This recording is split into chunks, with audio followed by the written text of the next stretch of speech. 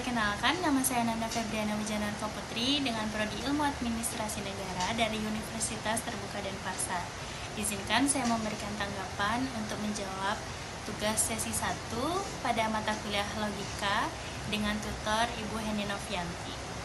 Tugas ini terdiri dari 2 pertanyaan. Yang pertama, macam-macam term serta contohnya. Yang kedua, bentuk sesat pikir atau logic fallacy dan bagaimana cara menghindari logic fallacy. Yang pertama, macam-macam term beserta contohnya. Term adalah kata atau rangkaian kata yang berfungsi sebagai subjek atau predikat dalam suatu kalimat. Contohnya seperti kucing itu lucu. Kucing adalah sebagai suatu subjek, sedangkan kata lucu sebagai suatu predikat. Yang kedua, ada istilah term kolektif. Term kolektif adalah istilah yang menunjuk pada sekelompok individu atau benda sebagai satu kesatuan kelompok.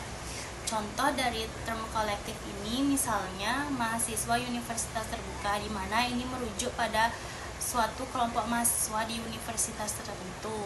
Contoh kedua misalnya keluarga, karena ini merujuk pada satu unit sosial yang terdiri dari anggota keluarga. Yang ketiga dan yang terakhir adalah term universal. Term universal ini adalah istilah yang mencakup seluruh anggota suatu kelas atau kelompok tanpa terkecuali.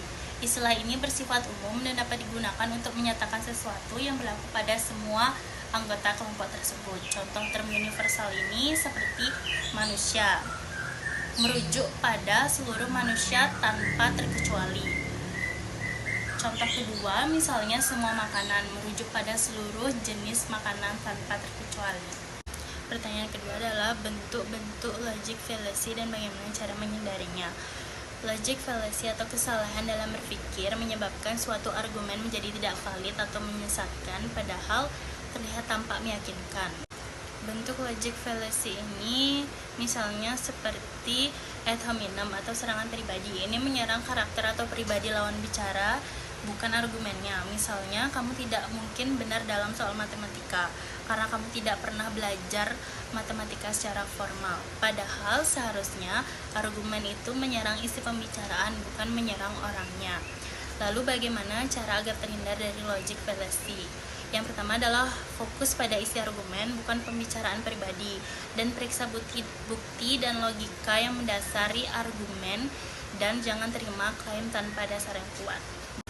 Demikian yang dapat saya sampaikan untuk menjawab tugas 1 dalam matkul logika. Terima kasih.